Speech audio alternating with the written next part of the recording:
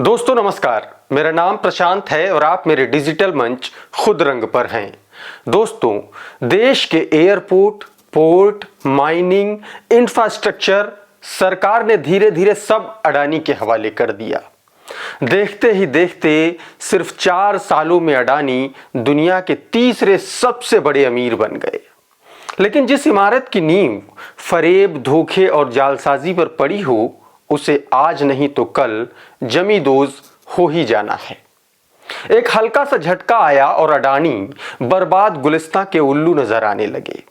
अमेरिकी financial research company Hindenburg की report ने अडानी का कच्चा चिट्ठा सामने रखा तो 6 दिन में ही 90 अरब डॉलर के नुकसान के साथ अडानी सड़क पर आ गए। अब खबर यह है कि अडानी के बॉन्ड्स की वैल्यू 0 हो गई है मार्केट में। विदेशी बैंकों ने उधार देना बंद कर दिया है। नया लॉन्च हुआ 20,000 करोड़ का एफपीओ अडानी ग्रुप को वापस लेना पड़ा।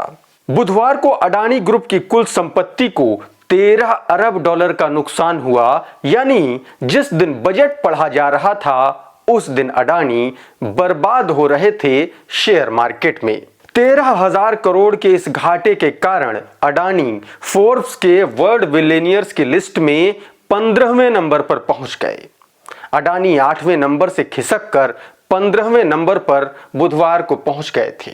अडानी की कुल संपत्ति अब सिर्फ 74.7 अरब डॉलर रह गई है।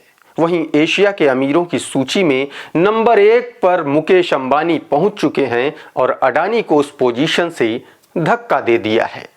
दूसरी तरफ अडानी के इस स्कैम का खामियाजा भारत के पूरे शेयर बाजार को वैश्विक यानी अंतरराष्ट्रीय स्तर पर भुगतना पड़ रहा है। दुनिया के टॉप 5 शेयर मार्केट में शुमार भारतीय शेयर बाजार अब 6वें नंबर पर पहुंच गया है। बजट खत्म हुआ तो रात होते होते अडानी ने अपना 20,000 करोड़ रुपए का एफपीओ बुधवार को वापस ले लिया। बाकायदा एक प्रेस रिलीज जारी करते हुए कहा गया कि निवेशकों को एक पाई लौटाई जाएगी। गौतम अडानी ने एक वीडियो भी जारी किया जिसमें उन्होंने कहा कि बाजार की मौजूदा स्थिति में 20,000 करोड़ रुपए की हिस्सेदारी के साथ आगे बढ़ना नैतिक रूप से ठीक नहीं है। दोस्तों, गौतम अडानी ग्रुप को मोदी सरकार का बजट भी नहीं बचा पाया। एक तरफ संसद में बजट पर तालियां बज रही थीं, दूसरी तरफ शेयर बाजार में अडानी कंगाली का नया कीर्तिमान स्थापित कर रहे थे। बजट के दिन प्रधानमंत्री मोदी के जिगरी दोस्त का शेयर बाजार में बर्बाद होना कोई सामान्य घटना नहीं है। बुधवार को भी अडानी एंटरप्राइजेस के शेयर 35% तक लुढ़क गए थे। अडानी के शेयर्स में यह गिरावट ब्लूमबर्ग की एक रिपोर्ट के बाद आई जिसमें यह बताया गया कि क्रेडिट स्विस नाम की एक कंपनी, एक फर्म ने अडानी की कंपनियों के बॉन्ड के बदले मार्जिन लोन यानी कि उधार देने पर रोक लगा दी है। आसान भाषा में कहें तो अडानी के बॉन्ड के बदले मार्केट में उधार मिलना अब बंद हो गया है। दोस्तों, क्रेडिट स्विस एक ग्लोबल इन्वेस्टमेंट बैंक और फाइनेंशियल सर्विसेज के सेक्टर में काम करने वाली एक फर्म है। इसका हेडक्वार्टर स्विट्जरलैंड में है। पहले यह बैंक अडानी ग्रुप की कंपनियों के बॉन्ड्स के बदले अपने क्लाइंट्स को लोन दिया करता था, लेकिन अब इसने लोन देना बंद कर दिया है। बिजनेस टुडे की रिपोर्ट के मुताबिक अडानी ग्रुप की कंपनियों के बॉन्ड्स के लिए क्रेडिट स्विस की इस रोक के बाद अडानी ग्रुप के सभी 10 लिस्टेड स्टॉक एक रिपोर्ट के बाद तेजी से गिर गए। ब्लूमबर्ग की रिपोर्ट के मुताबिक क्रेडिट स्विस ने अडानी पोर्ट्स और अडानी ग्रीन एनर्जी और अडानी इलेक्ट्रिसिटी मुंबई लिमिटेड द्वारा बेचे गए बॉन्ड्स के लिए जीरो लेंडिंग यानी कि उसकी जो उधार वैल्यू है उसे शून्य कर दिया। बजट के दिन अडानी समूह के शेयर्स में 8.8 लाख करोड़ की गिरावट देखने को मिली दोस्तों। और यह कोई सामान्य बात नहीं है। यह किसी एक कारोबारी से जुड़ा मामला नहीं हो सकता।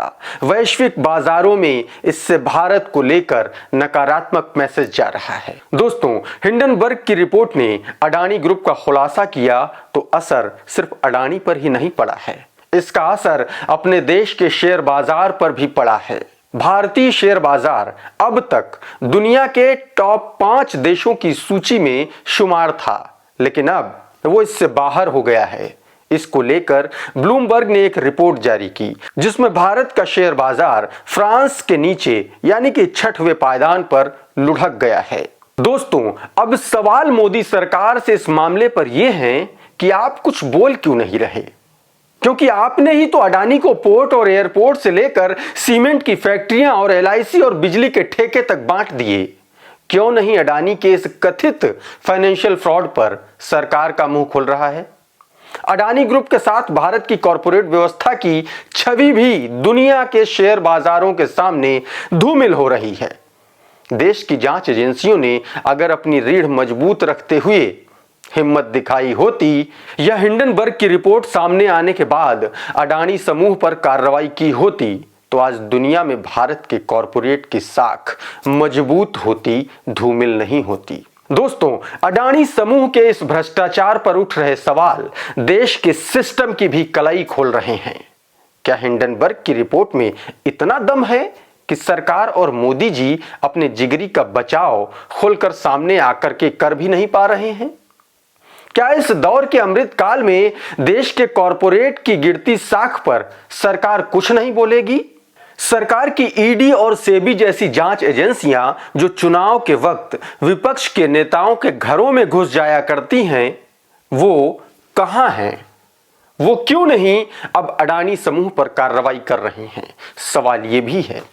दोस्तों, दुनिया के सामने देश के कॉरपोरेट की साख दांव पर लगी हुई है, लेकिन पूरा देश अडानी के लिए दांव पर लगाने वाली सरकार सन्नाटा साधे हुए बैठी है।